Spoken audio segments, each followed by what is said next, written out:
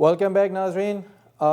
Last collar ہنا خان صاحبہ نے کلبھوشن یادیو کے متعلق بات کی ہے. کلبھوشن یادیو جیسے کہ میں پہلے بھی کہہ چکا ہوں را کا ایجنٹ ہے, نون را کا ایجنٹ ہے, پکڑا گیا ہے. لیکن بات وہیں پہ سامنے آ رہی ہے کہ وکی لیکس کا جو پاناما لیکس کا جو معاملہ ہے یہ اس وقت ہر چیز پر غالب آ گیا ہے. کلبھوشن یادیو کا معاملہ بہت بہت امپورٹنٹ ہے, لیکن اس کے اوپر اتنی زیادہ آواز فی الوقت تو ایسی بظاہر نظر آ رہا ہے کہ نہیں اٹھائی جا رہی ہے, اور اس پہ انٹیلیجنس ایجنسیاں یقیناً اپنا تفتیش کر رہی ہوں گی اور بہت جلد اس کے اوپر بات سامنے آ جائے گی.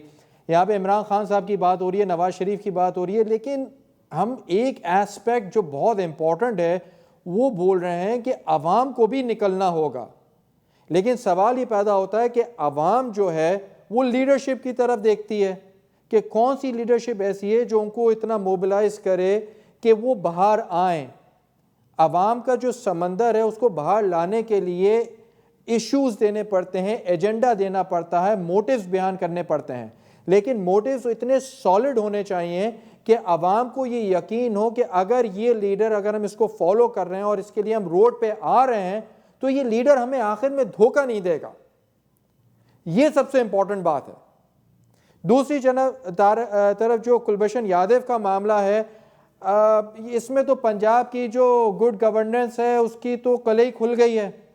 چھوٹو گینگ کے پاس جو ابھی اس نے 18 دن میں حشر نشر کیا ہے پنجاب پولیس کا, اب مجھے نہیں معلوم کہ پنجاب کے جو وزیر داخلہ ہیں وہ کس منہ سے کہتے ہیں کہ پنجاب میں کوئی نو گو ایریا نہیں ہے. بہرحال وہ تو اب عیاں ہو چکی ہے بات کہ کس قدر وہاں پہ لا لیسنس ہے, لیکن کوئی پوچھنے والا نہیں ہے. لیکن سوال یہ پیدا ہوتا ہے کہ لاہور دہشت گردی کے خلاف آپریشن میں سینکڑوں افراد گرفتار ہوئے ہیں پنجاب میں, لیکن میں تو ابھی تک اس بات کا منتظر ہوں کہ بھائی وہاں پہ 90 دن کے ریمانڈ کب شروع ہوں گے, وہاں پہ ایکشن کب آئے گا فوج کا, وہاں پہ کیوں نہیں ایکشن ہو رہا ہے. اس بات کو کوئی نہیں کہہ رہا, اس بات کے اوپر کوئی انگلی نہیں اٹھا رہا, کوئی اینکر, کوئی پاکستان میں اس کے اوپر آواز اٹھانے والا نہیں ہے. دوسری طرف کراچی میں ہوتا ہے تو ایک زمین و آسمان ایک ہو جاتا ہے. ایک کالر ہمارے ساتھ موجود ہیں, پلیز اپنا نام بتا دیجیے اور آپ کہاں سے بات کر رہے ہیں. Hello caller, you all nine. میرے خیال سے کال ڈراپ ہو گئی ہے. ہلو جی کالر, جی سر اپنا نام بتا دیجیے اور آپ کہاں سے بات کر رہے ہیں. واجد بول رہا ہوں دوبارہ میں. جی Wajid sahab, thank you for calling again, please go ahead sir. گزارش یہ ہے کہ سلمان شریف, شہباز شریف جو ہے وہ انڈیا جاتا رہا ہے ایک جعلی پاسپورٹ پہ, جعلی نام سے. رمضان شوگر مل میں 40 انجینئر جو آئے شوگر مل لگانے کے لیے انڈیا سے. بہت بہت شکریہ واجد شیخ صاحب, آپ نے دوبارہ ایک بہت امپورٹنٹ بات کی طرف نشاندہی کی. آج میں آپ کو ایک بہت امپورٹنٹ بات بتاتا ہوں. واجد شیخ صاحب کہہ رہے ہیں کہ شہباز شریف کے انڈیا میں انٹرسٹ ہیں. 40 سے زیادہ کلبھوشن یادیو کی انٹیروگیشن کے بعد رمضان شوگر مل سے را کے ایجنٹ پکڑے گئے ہیں. میں نے اپنے پچھلے پروگرام میں بھی یہ بات اٹھائی تھی اور میں بار بار اس پہ انفیسائز کر رہا ہوں کہ وہ را کے ایجنٹ ان کی شوگر ملوں میں کیا کر رہے تھے. اب میں آپ کو ایک بات بتانے لگا ہوں, کوئی یہ بات اس بات کی تردید کر دے, کوئی مجھے غلط ثابت کر دے. میں 27 ستمبر 2013 کی ریفرنس مسلم ٹائمز کا دے رہا ہوں, جس میں شہباز شریف صاحب کی, میں کسی کے اوپر کوئی پرسنل اٹیک نہیں کر رہا ہوں, لیکن یہ پاکستان میں ایسا ہوتا ہے اور کسی مائیکل لال میں اتنا دم نہیں ہے پاکستان میں کہ اس بات کے اوپر آواز اٹھائے. پاکستان میں پولیٹیکلی موٹیویٹڈ شادیاں ہوتی ہیں ایک خاندان سے دوسرے خاندان میں تاکہ ان کے پولیٹیکل گین حاصل ہو سکیں. بزنس موٹیویٹڈ شادیاں ہوتی ہیں تاکہ بڑی بڑی بزنس امپائر بن سکیں. میں آج آپ کو بتانا چاہتا ہوں کہ چندی گڑھ میں شہباز شریف صاحب کی بیٹی کی شادی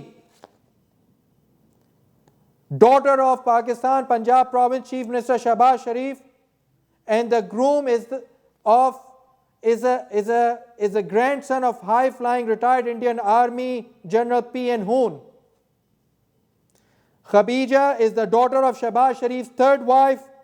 Shahbaz himself so far is married 4 times and is currently living with his 4th wife. The marriage, which was interesting for the obvious reasons of not only being cross-border, but also between the first family of Pakistan and an ex-Indian Army general who is known for his strong anti-Pakistan rhetoric. General Hoon is an RSS ideologue and holds a hawkish position on India-Pakistan relationship. He is settled in Panchkula on the outskirts of Chandigarh city. اگر یہ بات غلط ہے تو آپ مجھے کال کیجئے اور خدا کی قسم میں اس بات کی اپنے منہ سے تردید کر دوں گا اور کہہ دوں گا کہ یہ خبر غلط ہے. یہاں پہ شادیاں ہو رہی ہیں, آپ کا رائٹ ہے کیجئے, لیکن جب اس طرح کراس بارڈر شادیاں ہوتی ہیں تو کانفلکٹ آف انٹرسٹ پیدا ہوتے ہیں. کیوں کوئی پاکستانی اینکر اس کے متعلق نہیں بولتا؟ پاناما لیکس کے علاوہ اور بھی لوگوں کے نام ہیں, سیاست دانوں کے علاوہ.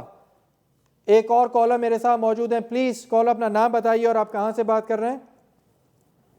ہلو السلام علیکم عمر صاحب, میں اسد بات کر رہا ہوں ہیوسٹن سے. جی اسد صاحب فرمائیے.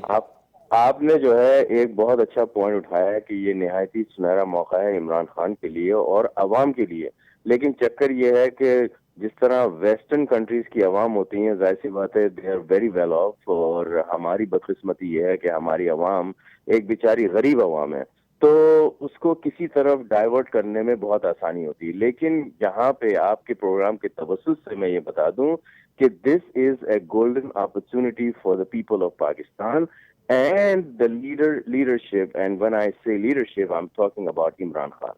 Imran Khan I mean he is دیکھیں میں کسی پارٹی کی طرفداری میں نہیں ہوں, لیکن مجھے عمران خان سے خوف نظر آ رہا ہے کہ he is the person who understands the West and he understands the East and he might bring prosperity to this country. بہت بہت شکریہ اسد صاحب آپ کی کال کا. اسد صاحب نے اسی بات کی طرف نشاندہی کی ہے جو میں نے شروع میں کہی. ایک اور کالر ہمارے ساتھ موجود ہیں, پلیز اپنا نام بتا دیجیے اور آپ کہاں سے بات کر رہے ہیں؟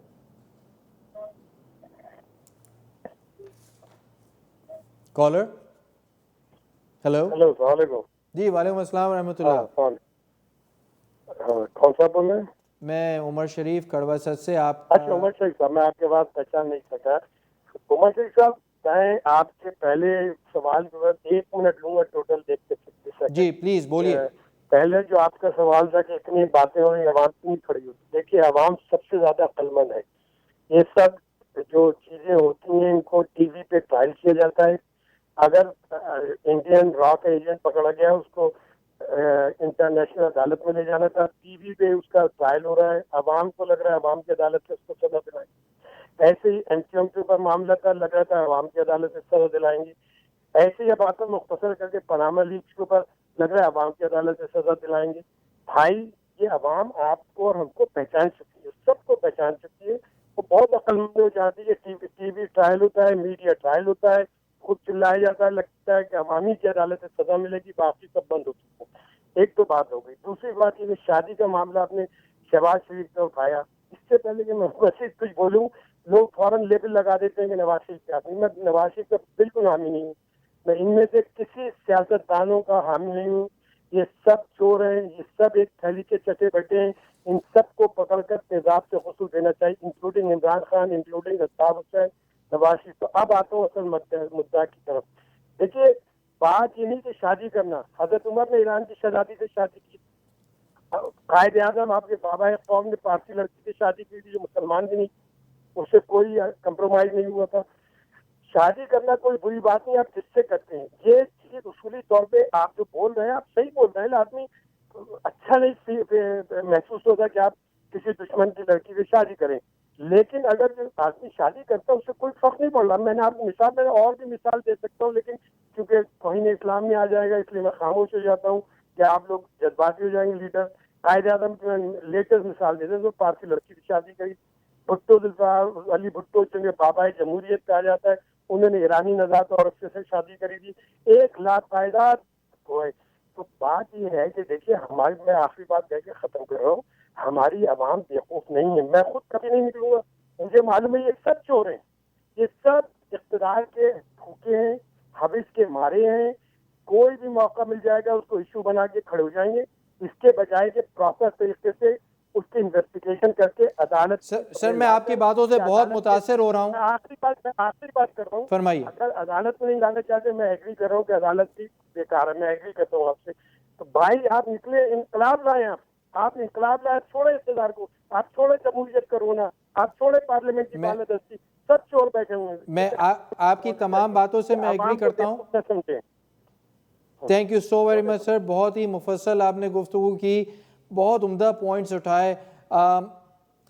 لیکن بات اب انہوں نے جو بات کی وہ یہ کہ عوام اتنے عقل مند ہیں, وہ یہ سمجھ گئے ہیں کہ کوئی بھی حکمراں ان کے حقوق کی پاسداری نہیں کرے گا. اس کا مطلب یہ ہے کہ یہ اپنے اپنے مفادات کی جنگ ہے.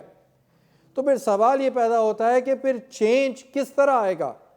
بہرحال جو انقلاب کا جو راستہ ہے وہاں عوام کو اٹھنا تو پڑتا ہے. یہ اس میں ایک فزیکل انٹریکشن ہوتا ہے, کیونکہ جوڈیشل پروسیس سے انقلاب نہیں آ سکتا.